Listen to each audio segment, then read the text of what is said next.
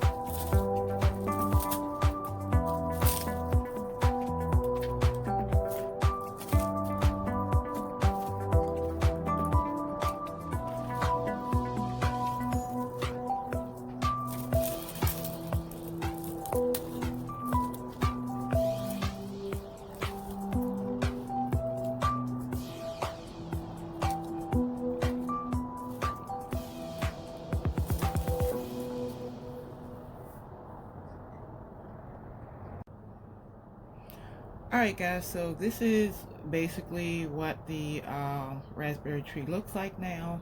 I've gotten off all the dead leaves. I've cut off anything that may have looked like the root was bad. I went ahead and cut that off too. And then I just trimmed a lot of these little edges right here. But the reason why I did get this is because if you'll notice, and I'm gonna see if I can bring you in closer so you can see them. There are little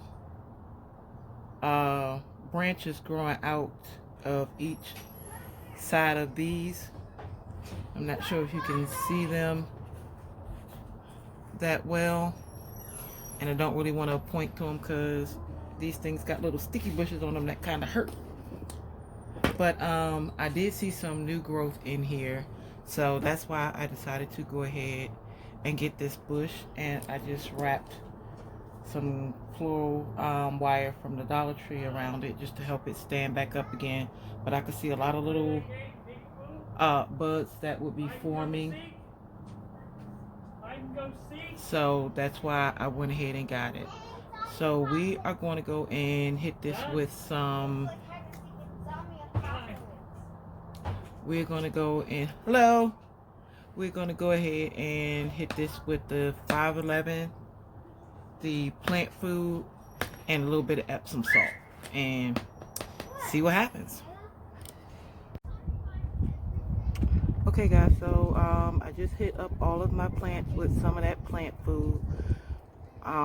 We're gonna see how that works, but like I said, this is the reason why I went ahead and picked this plant, because you can still see some new growth in here, and they're all on this bush. So I'm hoping that that will be a game changer.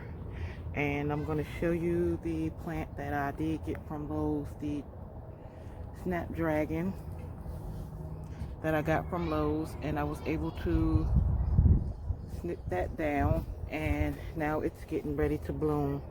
So in here I have the Snapdragons along with some Creeping Jenny, and see how they're about to bloom right now. So I guess after we get over this last spell of cold weather that we're having out here, my flowers will do much better. It's supposed to be a freeze warning for tonight, but I'll see just how cold it is and see if I need to move the raspberry plant into the greenhouse. But I think as far as this goes, I think it said that it can withstand frost. So if we do happen to